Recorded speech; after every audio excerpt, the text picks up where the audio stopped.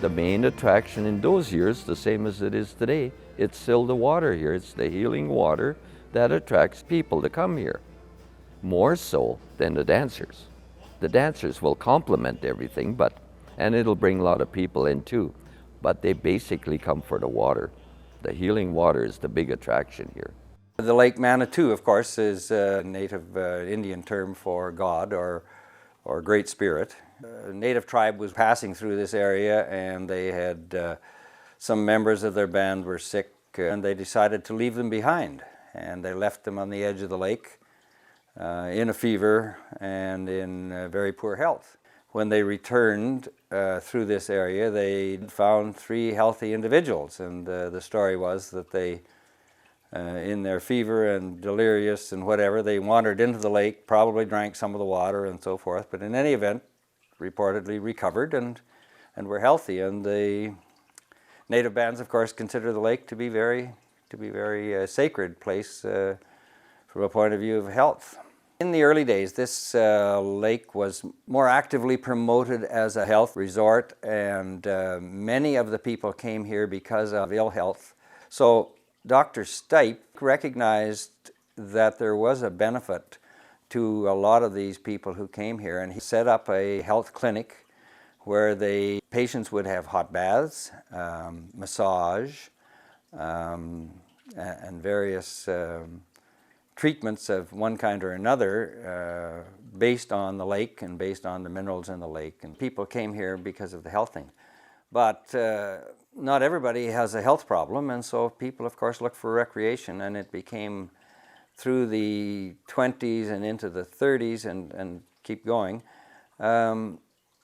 it became much a recreational area. At one time, there were 3 dance halls operating at one time. Dances were on every night of the week, except Sundays, of course, because the laws of the day said there were no dances on Sundays. So they actually used to start their dances at midnight on Sunday, which was technically Monday morning.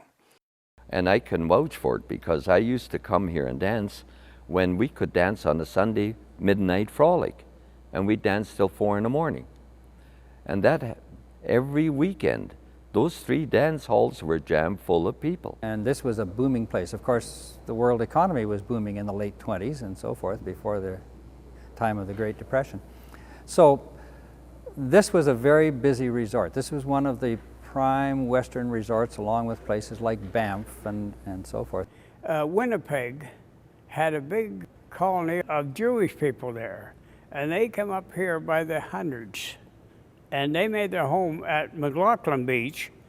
These people coming out of Saskatoon on a special train to watch us on Sundays, they come to this beach, here where Danceland was, because it was called Saskatoon Beach.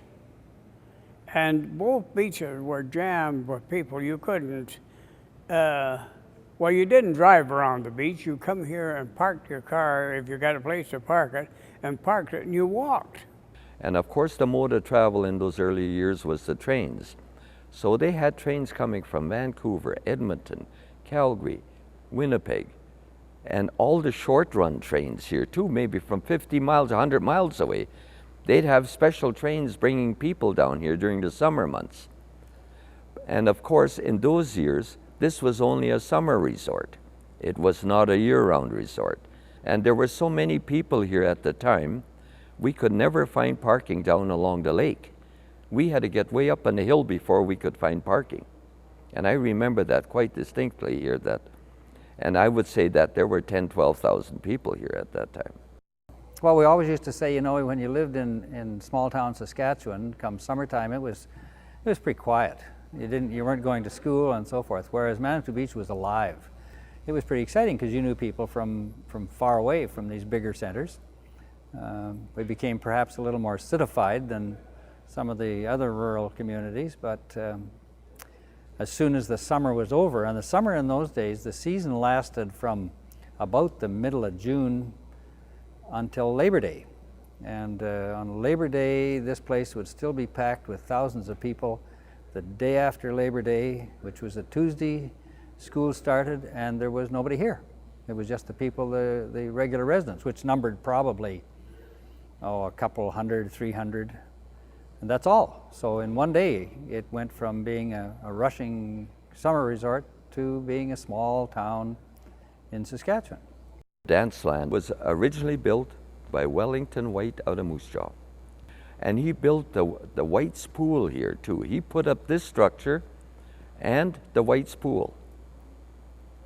And he operated this for quite a while. And the main contractor here built 4 halls similar to this. One was at Grand Beach near Lake Winnipeg. He built the Commodore Hotel in Vancouver. And he built one at Seattle, Washington, plus this one. They all had horsehair floors. Likely there were drawings of some sort. But if there are other buildings like it that have been built, for example in Manitoba, they may have borrowed the plans or modified it. It was actually built almost as a kind of like a pier, sort of jutting out over the lake on piles.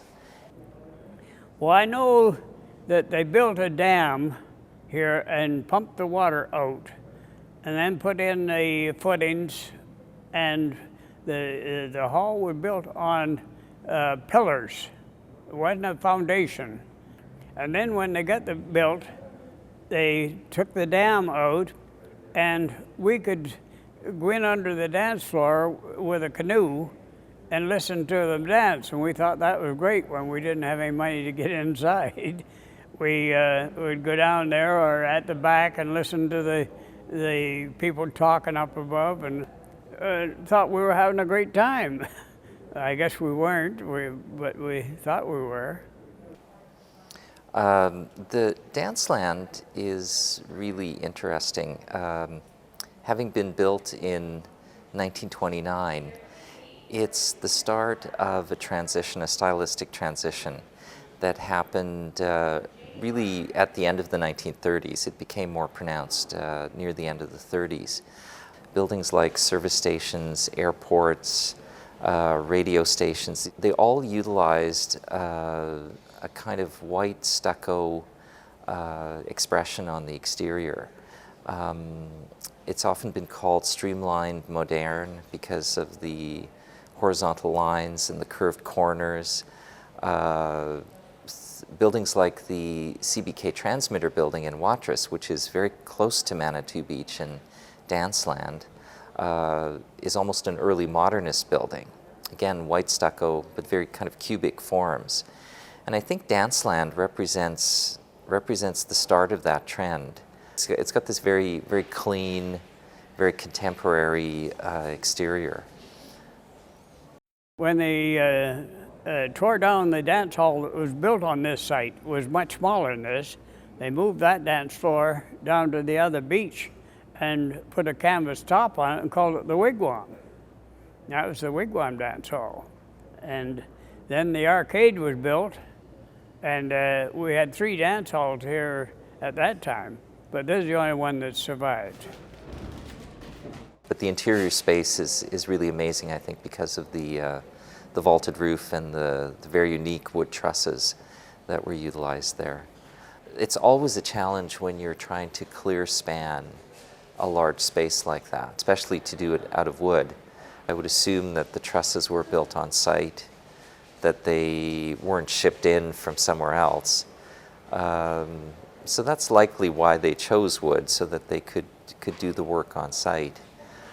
I think the thing that captures most people's attention is the dance floor itself, and the fact that it was a sprung floor with horsehair sandwiched beneath the hardwood. The floor here is, well, it's about 2 feet in depth. There's a 2x12 joist in the bottom with a solid 4-inch tongue and groove nail. That's basically like any regular structure would have. Then the horsehair are twisted into about 10-inch coils, really tight, like a rope. They're wrapped in burlap. It's wired, and it's lying like big ropes, coils, back and forth every 4 feet on top of the base floor. Then we have another floor below the maple here, that when the weight of the 2 top floors, which entirely rest on the horsetail here, They compressed the horsetail down to about 4 inches. And the floor below the maple has stops on it, that when it goes down about 1.25 inches to 1.5 inches, it hits the solid floor below. The horsehair are like the day they were installed. They don't deteriorate unless they're exposed to the elements of the weather. And the horsehair will last forever. The top floor here is maple. It's not nailed. It's just pulled in 4 directions and tied down on the edges so it can't expand. It's still the original floor from 1928. But the floor is what draws the people, because it's just an awesome floor. You could dance there for 4 days and not get tired. Because you got that spring, you know, the floor moves. And it makes quite a difference for dancers. Your legs don't tire.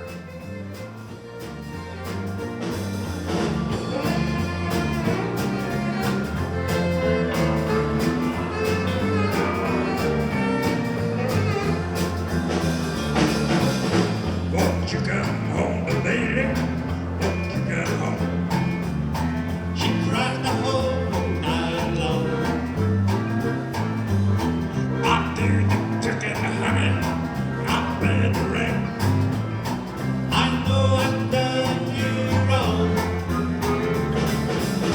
Remember that rainy day I threw you out with nothing but a fire to go. I know I believe that that is shame and me won't please come.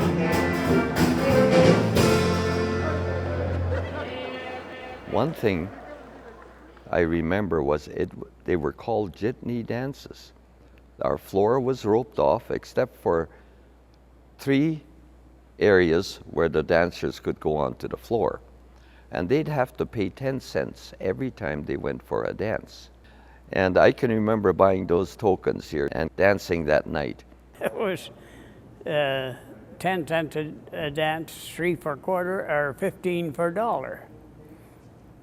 And my earliest remembrance of them was the fact that there was ropes between all the posts to keep the people off the floor. This is the rope that they used when they had jitney dances, right? The original ropes, yes. The original rope and the original hooks on the pillars. We keep these hooks here just for showing the tourists what it was like. They roped off from pillar to pillar. They only had 3 openings, one in the center, one on either side, where the people could get on to dance. But they had to have a ticket before they could dance. Nobody was allowed on the floor unless you were dancing. And you danced for the 10-cent dances. The orchestra played 2 spells of music, and then Dell would come on the floor. Tickets, please. Circle, promenade the outside, and they'd collect tickets, and then they'd give you one more little spasm of music, and your dime was gone. Everybody danced in the same direction around the outside of the floor in the jitney dances, and there was no charge to get in. You could come in and listen to the music, and there were marvelous bands, of course, in their day. You could sit there and listen, then you decided you found the girl you wanted to dance with, and you get up and dance with her. Dell was floor manager, and if it got quiet and nobody was dancing, Dell would hand out some free tickets to the better dancing girls, and then they were very popular. We were running on them like a flock of wolves and get free dances. So once we started dancing, the crowd would start dancing again. And that's why he kept the floor full of people. Not that he made an awful lot of money, but nobody made any money in those days. Through the 30s, as hard up as people were, we had a good time. And the beauty of a jitney dance is they could dance with the girls in this hall, and then they could go to the next hall and do the same thing again, see what kind of girls were at the next hall, right, Arnold? Oh yes, right, yeah. I did that myself. I walked from one hall to the other, and I found some very good looking ones. Yeah. for Danceland and Manitou itself, there were 3 halls going here 7 days a week during the summer months. Every weekend, those 3 dance halls were jammed full of people. And they had bands, live bands playing every day during the summer season. And there were basically big band music like we call it today, mostly horns. And I can remember coming here like and dancing to different bands. Lots of local bands around. Clem Gallowitz for one was a very favorite band down here. In fact, he was the house band here for a whole summer, I think. And then we had the Harmony 7, and Don Messer was here on numerous occasions, being he was Canadian. And Mart Kenny and his Western Gentlemen were the top band in Canada. And he told me personally himself he played 13 times here, and this was always his favorite spot to come to. And we do get Walter Ostanek, the Polka King, here now every year, and he's been here for about, must be 12, 13 years that he's been coming. We have played at Danceland for years. We were one of the, what you would call the local band, playing at Danceland. We played with the Ted Clausen Orchestra for quite a few years. And then when he retired, we formed another little group.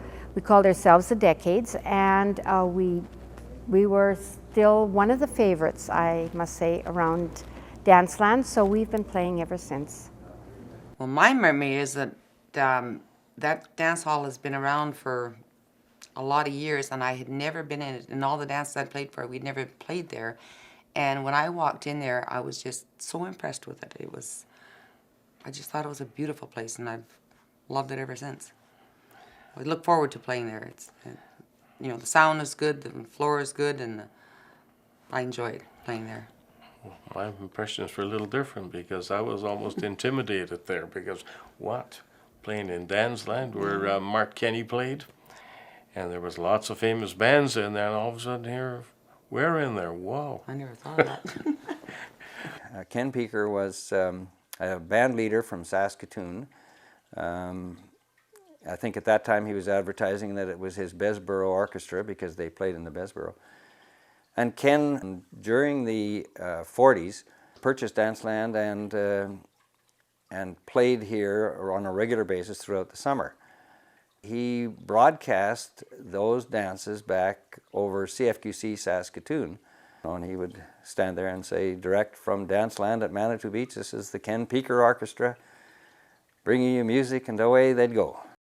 In the late 30s and into 40s, it was pretty tight here. It was a busy place, but it was a wartime busy place that people weren't free to travel quite as much as they are now. So it was booming from the sense of business, of being busy and having lots of people. But what was happening was that people weren't reinvesting their money, they weren't putting money back into the place. And so once the war was over, the beach really went backwards. It was no longer the prime place to be, and the crowds went down. It wasn't nearly as appealing, and this hall was in desperate shape. And a group of local investors took it over and tried to make a go of it. They had, I think, mixed success. They weren't really financially successful, but they were more interested in keeping it going than they were in trying to get rich. So they tried various things, one of which was trying to hold special dances and so forth. And then I guess in the late 60s, early 70s, and a different group of local investors took over. And we ran it once a week on a club basis. While we didn't make any money, we didn't lose any money. We kept it going and so forth. It was purchased by Vic and Irene Murray in 1981. And they continued with the Saturday night club idea, and they put some more money into it. I think it kind of brought its revival back. They were really quite successful in kind of keeping it going, adding to it as best they could, and keeping the crowd coming. And then Kevin Harcourt took it over, and then Arnold and Millie took it over, and they operate it today. So, what brought me here in the first place was the threat that it would move to Alberta. And I was the mayor at the time here, and I knew how important this facility was to our community. And when they came here and offered our price and said, yes, we'll consider it sold. But a couple of weeks later, the movers showed up. And then we found out that they're planning to move it to Alberta. They were going to cut it into 3 sections. They were going to put brace walls in and move it in 3 sections. Well, I said, in that case, the deal is off. I'll buy it myself before that happens.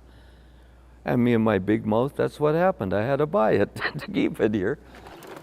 When we took it over, it took me about 2 years to get to every little corner of this building, to clean it at least once. A lot of the decor in here was my idea. I changed the balls, the main balls in the ballroom, because I thought this room is such a big, great room that it needed something bigger. Then what was there was too small. So I've changed that. We've put the LED lights up. We've put icicle lights up that just seem to add to the decor of the building. Lots of work. We're here 7 days a week. We work 7 days a week. And even on a Sunday, we have to come and clean up the mess from Saturday night. And there's always work to be done. And we do a lot of promoting, marketing, and a lot of maintenance. And lots of book work and office work to be done. We do lots of promotions through the office, mail outs on the internet. We have a web page. As there's a lot of marketing to do with Danceland. I do a lot of that. We have a part-time office girl that helps me with that. My husband is more geared to PR work. I'll give you a tour. And I'd like you all to walk onto the floor, because that's what I basically always do. I might bounce you around a bit here. That's what the aim is of the horsehair floor. This floor is floating on horsetail hair, and it's meant to be easier on your feet than on your legs. If I bounce now, you can feel we that. have eh? very little staff. We have a lot of volunteers. Now, our volunteers are people who are truly concerned about the fate of Danceland, that Danceland keeps going within the community, and so they help us out a lot. We have a volunteer person at the front desk that is excellent, and she loves doing it, and she's worked in a bank before, and that always helps at the front door. Lake this year now has risen about 3 to 4 feet, I think. Our shoreline came up about 100 feet from where it was last year, and I'm threatened by water damage underneath my facility here. Being that it's all insulated in now and winterized, which it never used to be in the early years. It was built as a summer pavilion, and it was built on stilts into the lake. But now that it's winterized, we had to skirt it in and insulate everything. And of course, my insulation is all getting spoiled by the water high levels. And I have the whole north wall, which is over 100 feet, to redo before winter comes. And I'm concerned about the floating ice in the spring coming and doing damage to the facility. You've got to have people that are hands-on and know what they're doing when they're in a business like this. And that's why, you know, this place has managed to survive and thrive, because the people, you know, Arnold and Millie and the previous owners, you know, they really put their heart and soul into the thing to making it work and spending the hours and the dollars that it takes. We've got probably the most unique opportunity, certainly in Saskatchewan, probably in Western Canada, if not all Canada, because we have this amazing body of water. Because it's the water that primarily brings people here. Once they're here, they use the other facilities. The for sale sign that you see outside the building was a decision we made in the fall. We have ran it for 6 years. We sort of know what bands people are looking for. We can help out the new owners, we can help them out, but as far as running it ourselves, it was getting too much for us. the people are a joy. They come here to dance. They enjoy what they see. They enjoy the floor, which we try to maintain. That's what keeps this building famous, is the floor itself. And of course, if something happens to the floor, the rest of the building doesn't mean that much. So that's our main aim, is to make sure that the floor is what people expect it to be.